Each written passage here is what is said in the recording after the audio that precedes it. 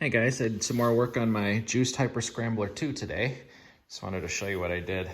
I took off the OEM mirror.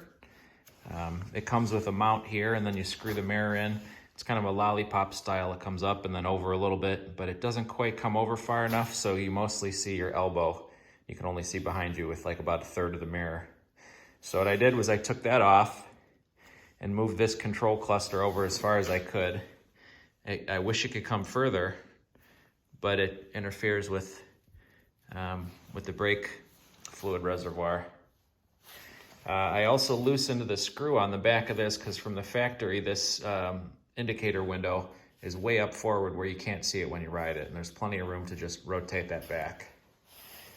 I loosened up the lock collar for this grip, pulled out the plug, and put in a Mirrcycle mountain bike mirror. These are excellent. They're made in the United States, and they're only 20-25 bucks or something.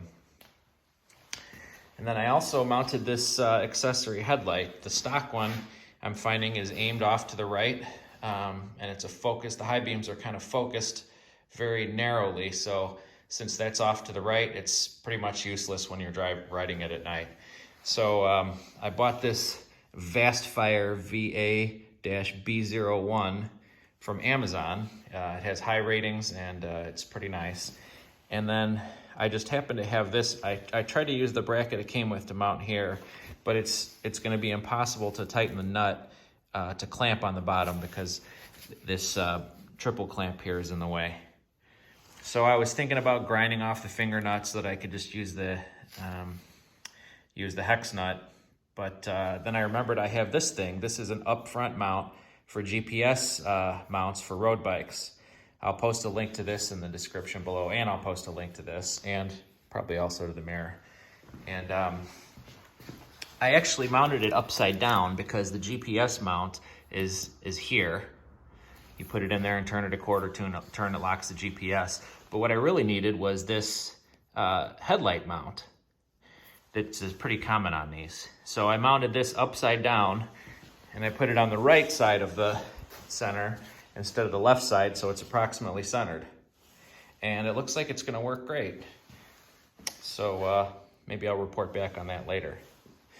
Anyway, the bike is turning out to be pretty good. I'm not too happy with the rear shocks. They're pretty stiff even on the lowest preload setting, so I'll have to look into aftermarket shocks. That's something that I think Juiced should address, is just having lighter springs. Because on the lightest setting, I'm a 185-pound rider, it's still too stiff. I'm finding a shock seat post on my regular e-bike is a lot more effective than the rear suspension on this, which kind of defeats the point of getting a full suspension bike. So any questions, let me know down below, and I'll answer them down there and maybe put anything I forgot to say. See you next time.